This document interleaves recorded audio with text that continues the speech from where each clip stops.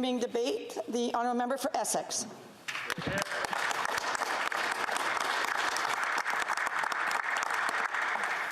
Well, thank you so much, Madam Speaker, and it truly is an honour to stand here today.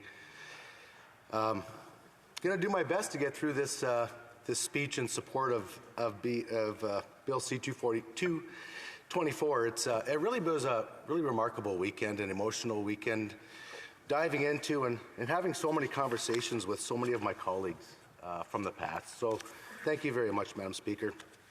Congratulations to the Member of Parliament, and I'm going to mess this up, from Longueuil Charles Lemoyne. It's the best I can do, Madam Speaker, for bringing this bill forward. In fact, before yesterday, I never spoke to the member.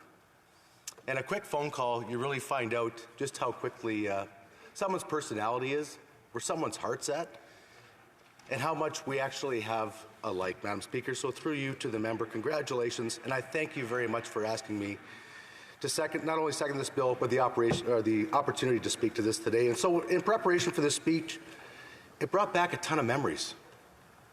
It should be the easiest speech for me to make today. And in fact, Madam Speaker, it's one of the toughest.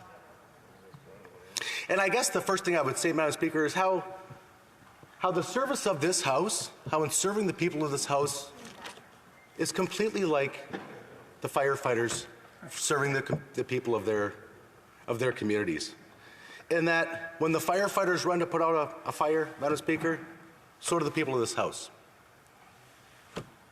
And it's truly all about service and not about the job. Madam Speaker, I was a firefighter from 1995 to 2002. It's in my blood, badge number 70. And some of my fondest memories, Madam Speaker, were at the fire hall. And in fact, Madam Speaker, the day I was married, I was dropped off at the church in a fire truck. And I wore these very same dress blues, and I won't lie to this House and say that they haven't been taken out a little bit of the hips. But I will suggest, Madam Speaker, that I was surrounded by many of my colleagues at my wedding wearing their dress blues, and I couldn't be much more prouder to stand here today.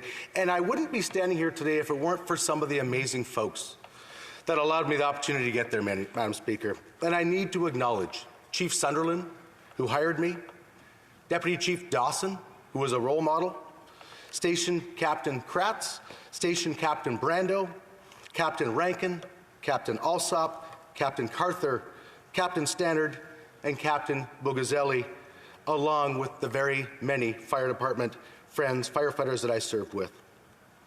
I also want to, and would be remiss not to, thank the member for Caribou Prince George. His hard work, Madam Speaker, in the last Parliament, moving this bill forward, I really truly believe got it to where it is today. And so I thank him very much for all his dedication and hard work. And I also want to thank the member from Barrie Innisfil, who also was a firefighter, who helped give me an opportunity to speak to this. And of course, I have to acknowledge the IAFF, International Association of Firefighters, as they are in Ottawa this week for their conference. Madam Speaker, just yesterday, I spoke to Chief Quinnell. He's the fire chief for Kingsville, Ontario.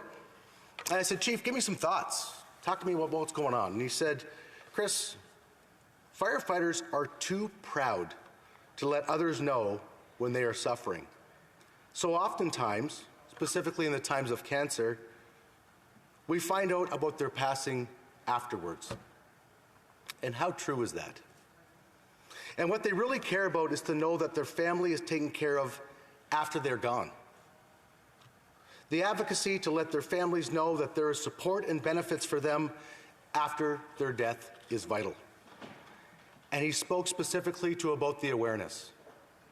And very eloquently said by the member that introduced this bill, it's as simple as bunker gear. We as volunteers take our bunker gear home with us. We leave it in the back of our vehicle.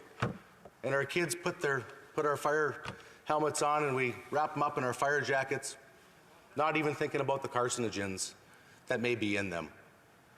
And so, you know, I guess at the end of the day, Madam Speaker, when I think about one specific fire that that I was at with so many of my colleagues, it was a plastics fire.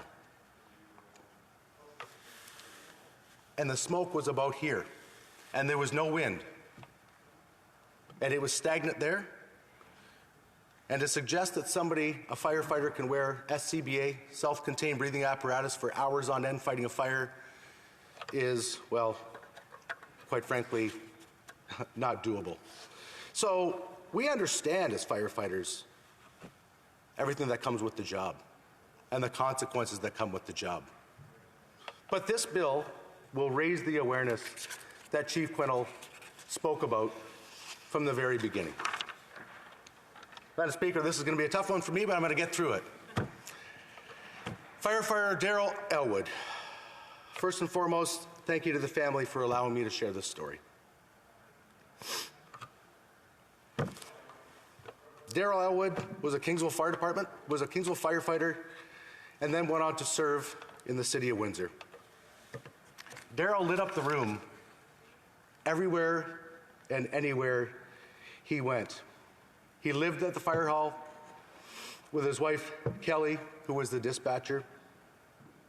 I remember many, many evenings sitting around what we call the Achilles, which is an inflatable boat, and him, long after the fire is done, and him making jokes and bringing us all to tears with his laughter and his smile.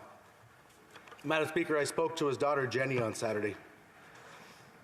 It was emotional for me, and she was the tough one. But she said, "Dad will be with you when you speak. I know this. He has shown himself to our family since his passing. So Darrell, if you're here, welcome to the House of Commons." In the fire department world, Madam Speaker, we have something called the right-hand rule or the left-hand rule. And when we open up a door, depending on which way the door opens, we follow the left hand or we follow the right hand, because the smoke's so thick and the fire is so hot, we don't want to lose our way. But with that rule, Madam Speaker, there's always a hand on the shoulder of the person behind you. I know Darrell's hand is on the shoulders of firefighters across North America and, quite frankly, the world today. He loved his job, Madam Speaker, but mostly he loved the people that he worked with. He was a passionate champion for health and safety, Jenny told me. Isn't that ironic? He passed away from multiple myeloma on Christmas Day, 2011, and was laid to rest on January 14th, 2012. He was young at the age of 50. I'll be 46 pretty soon, Madam Speaker. I keep that in perspective. His celebration of life brought firefighters from many departments to say goodbye. I know because I was one of them. Ironically, Speaker, this bill also calls for January to be named Firefighter Cancer Awareness Month. Darrell left behind his parents, Bud and Marie. Bud and Marie, his wonderful wife, Kelly, and his children, Jenny, Ian, and Adam. His legacy lives on through them. I want to also thank the spouses of firefighters. Those spouses are our support. I'm running out of time, Madam Speaker. 3 last more thoughts. Jenny also told me on Saturday, when her father was asked, if you knew you would pass away at the age of 50, would you do this job again? And a very emphatic, simple answer was, yes. In closing, Madam Speaker, I want to recite the firefighter's prayer.